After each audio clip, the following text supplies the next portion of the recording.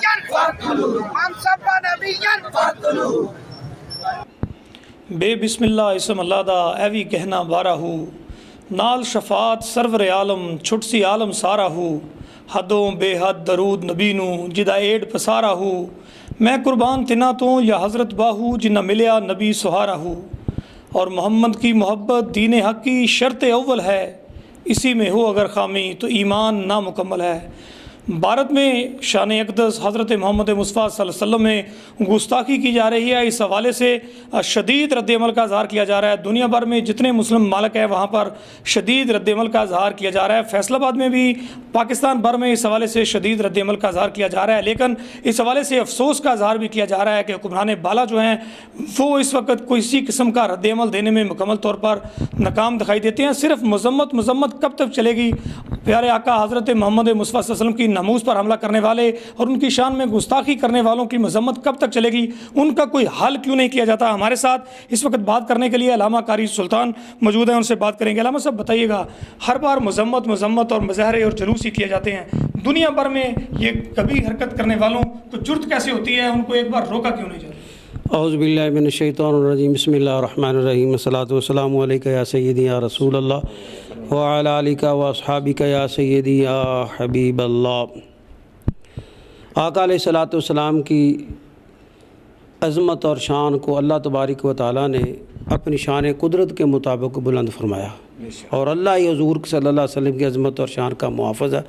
رہا مسئلہ کہ سب سے پہلے انبیاء علیہ السلام کی نبی کی شان میں گستاخی کرنے والا شیطان، اور جو بھی شیطانی پیروکار ہیں وہ نبیوں کی بے ادبی گستاخی کرتے ہیں، تو اللہ تبارک و تعالیٰ نے بطور عبرت قرآن مجید میں ان کا تذکرہ بھی فرمایا۔ لیکن یاد رکھیں، سب سے عزت احترام کا حق اللہ نے ہمارے نبی کو دیا ہے، اور جو بھی آقا علیہ الصلوۃ والسلام کی عزت اور ناموس کے خلاف کوئی بھی جملہ نکالتا ہے وہ امت مسلمہ کے دل میں خنجر کی طرح چبھتا ہے۔ لیکن میرے اس وقت کے جو حکمران ہیں عالم اسلام میں جتنے بھی، ان کی غیرت غالباً سوئی ہوئی ہے، وگرنہ ایک لمحہ ہے جواب دینے کے لیے کہ وہ ہندوستان کا جو اس وقت کا وزیر اعظم ہے اس کی سرپرستی میں اسلام کے خلاف کام ہو رہا ہے، بالخصوص نبی کریم صلی اللہ علیہ وسلم کی عظمت اور شان کے خلاف وہ بکواسات کرتے ہیں۔ یہ ایک بین الاقوامی کڑیاں ہیں، ایک دوسرے سے ملتی ہے، کبھی کسی ملک میں، کبھی کسی ملک میں، کبھی کسی ملک میں۔ اس کا سدباب یہ ہے کہ امت مسلمہ اتفاق کرے، اتحاد کرے اور مل کر ایک آواز میں جواب دے۔ جواب دو طرح کا ہوتا ہے، ایک ہے لفظوں کا جواب، ایک ہے جو اللہ تعالیٰ نے قوت دی ہے اس کا جواب۔ لفظوں کے جواب سے یہ مسئلہ حل ہونے والا نہیں ہے، اس کے لیے جو قوت اللہ نے عطا فرمائی ہے اس کے ساتھ جواب دینا پڑے گا۔ اس لیے کہ میں تو یہ دیکھ رہا ہوں کہ اب جو بین الاقوامی جنگ ہوگی نا وہ عزت ناموس مصطفیٰ کی بنا پر ہوگی، کہ جو اس وقت پس منظر بن چکا ہے۔ اس لیے کوئی نہ کوئی تو مسلمان ایسا اٹھے گا نا جن کو جواب دینے کے لیے اپنا تمام تر اصل حضور کی عزت و ناموس کے لیے لے کر میدان میں آ جائے گا، پھر وہ ایسا معاملہ ہوگا وہ کسی کے بس کی بات نہیں ہے۔ اب میں آپ حضرات کی وساطت سے عالم اسلام کو یہی پیغام دینا چاہتا ہوں کہ اگر عزت اور غیرت کے ساتھ جینا ہے تو رسول اللہ کی پکی سچی غلامی کرنی ہوگی۔ رہا بدلہ لینا، یہ میرے اللہ کی مرضی ہے، وہ کسی کی بھی ڈیوٹی لگا سکتا ہے، اور اللہ تعالیٰ نے لگائی ہے۔ اور وہ آج دیکھیں نا کہ جس نے حضور کی گستاخی کی وہ چیخ کر یہ کہہ رہی ہے مجھے قتل کی دھمکیاں دی جا رہی ہیں، مجھے مارنے کے لیے پلان، یہ ہو رہا ہے وہ ہو رہا ہے۔ بھی جب تو نے بکواس کیا اب اس کا تو نے جواب تو دینا ہے نا، تو جواب بھی دو طرح کا ہوتا ہے، ایک ہے جواب بالجواب، ایک ہوتا ہے جواب بالحساب۔ اس سے انشاءاللہ جواب بھی ہوگا اور اس کا حساب بھی ہوگا۔ اور نبی کریم صلی اللہ علیہ وسلم کے عشاق ہر ملک میں موجود ہیں، پاکستان میں بھی، ہندوستان میں، پورے عالم اسلام میں۔ کسی کی بھی ڈیوٹیز ہونے لگا دی وہ کام کر کے دکھائے گا۔ وہ کون ہے یہ اب کہنا بھی ممکن نہیں، لیکن ڈیوٹیاں لگ چکی ہیں، اس لیے کہ یہ ڈیوٹیاں وہ ہیں کہ جو اللہ کے رسول کی مرضی سے لگتی ہے۔ تو یہ کوئی مشکل نہیں ہے، لیکن دل اس بات پہ رنجیدہ ہے کہ عالم اسلام اس کا اس طرح جواب نہیں دے رہے جس کا جواب دینے کا حق تھا۔ علامہ صاحب یہ فرمائیے گا، ایک طرف تو نعرہ ہمارا بلند ہے، عشق رسول میں موت بھی قبول ہے، دوسری جانب صرف مذمت۔ دیکھیں ملک کے اندر جتنی بھی مذہبی تنظیمیں ہیں، جتنے بھی عاشقان رسول ہیں، وہ ملک کی حدود کے اندر مذمت کر سکتے ہیں، وہ یہی کچھ کر سکتے ہیں، ان کے اختیار میں یہی ہے کہ وہ جو ہے آواز بلند کریں۔ جو آواز بلند کرنے والے ہیں آخر وہ کیوں خاموش ہیں؟ ان کی خاموشی کا سبب یہ ہے کہ انہوں نے اللہ کا قانون نہیں پڑھا، جو اللہ تعالیٰ نے قانون بنایا وہ نہیں پڑھا، انہوں نے دنیا داروں کا بنایا قانون پڑھا ہے۔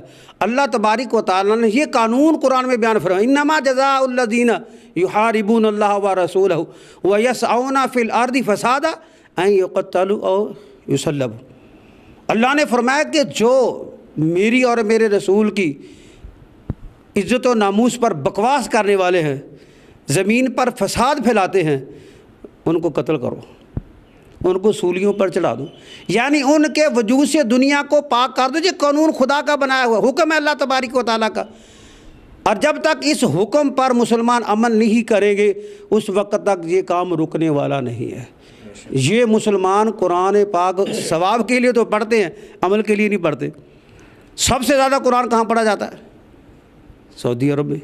کیا ان کو نہیں پتہ اللہ تعالیٰ نے کیا فرمایا کہ جو نبی پاک کا بے ادب گستاخ ہے وہ فساد فی الارض کا مرتکب ہے؟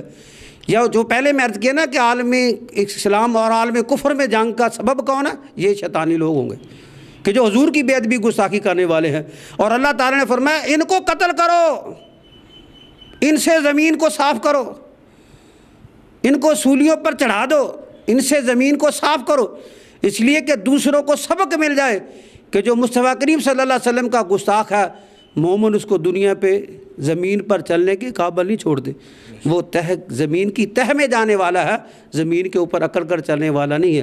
لیکن ستم یہ ہے کہ آج قرآن ثواب کے لیے پڑھا جاتا، عمل کے لیے نہیں پڑھا جاتا۔ دوسری بات، ایک قرآن پر عمل کس نے کیا؟ قرآن پر عمل صحابہ کرام نے کیا، قرآن پر عمل حضور صلی اللہ علیہ وسلم نے صحابہ سے کروایا۔ جب حضور کی گستاخی کرنے والے تھے، نبی کریم صلی اللہ علیہ وسلم نے صحابہ کو ان کے سر قلم کرنے کے لیے بھیجا۔ آج لوگ کہتے ہیں کہ بندہ نہیں مارنا چاہیے، بندہ نہیں ہم بندے مارنے کے لیے نہیں آئے، ہم بندوں کو سمجھانے کے لیے آئے ہیں۔ ہم سمجھانے کے ساتھ ساتھ بندوں کو دوزخ سے بچاتے بھی ہیں۔ اور دوسری سب سے اہم بات ہے کہ اسلام بندوں کو قتل کرنے کے لیے نہیں ہے، لیکن جو اسلام کے مقابل پر آ جائے پھر اس کو قتل کرنا فرض ہو جاتا ہے۔ اور سب سے زیادہ آقا علیہ الصلوۃ والسلام کی عزت اور ناموس کی حفاظت کرنا یہ مسلمانوں پر فرض ہے، فرض ہے، فرض ہے۔ وہ کوئی بھی ہو، چاہے وہ عوام میں ہو چاہے حکمران ہو، جہاں جہاں جس کا جتنا اختیار ہے اس کے مطابق وہ عمل کرتا ہے۔ یاد رکھیں تاریخ یہ بتاتی ہے صحابان اقتدار نے کسی نے بھی کسی کو قتل نہیں کیا گستاخ رسول کو۔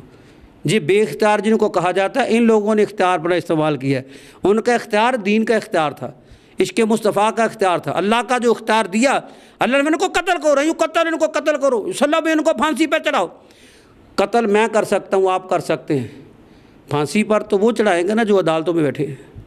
تو پھر جب پاکستان میں گستاخان رسول کو سزا ہونے کے باوجود، تمام گواہیاں ہونے کے باوجود ان کو رہائیاں ملتی ہیں، تو عالم کفر پر ہم کیا اعتراض کر سکتے ہیں؟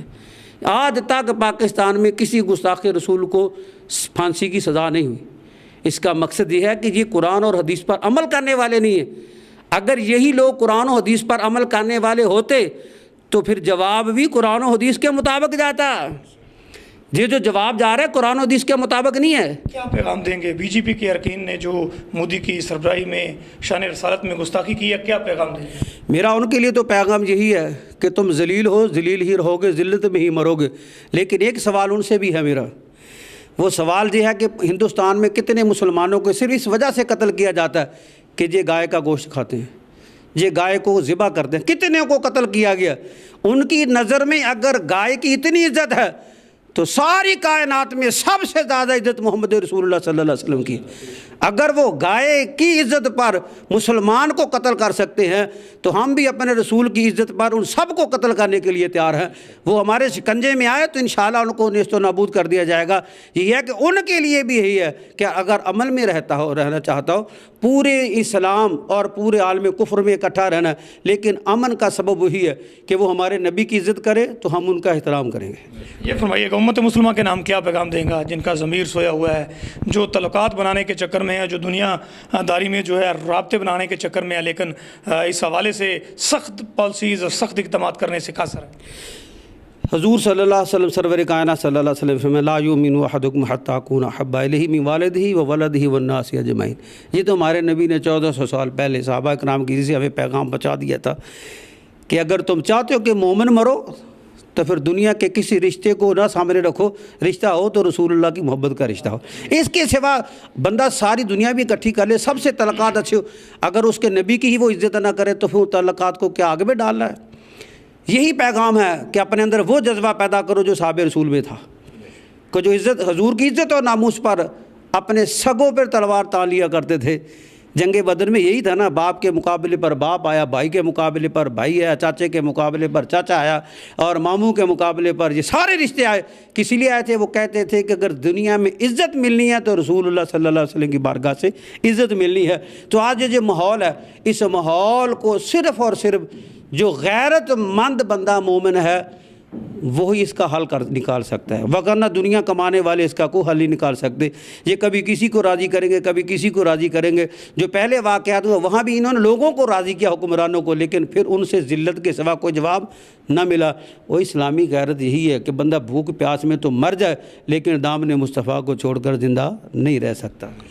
کہ محمد سے وفا تو نے تو ہم تیرے ہیں، یہ جہاں چیز ہے کیا لوح و قلم تیرے ہیں۔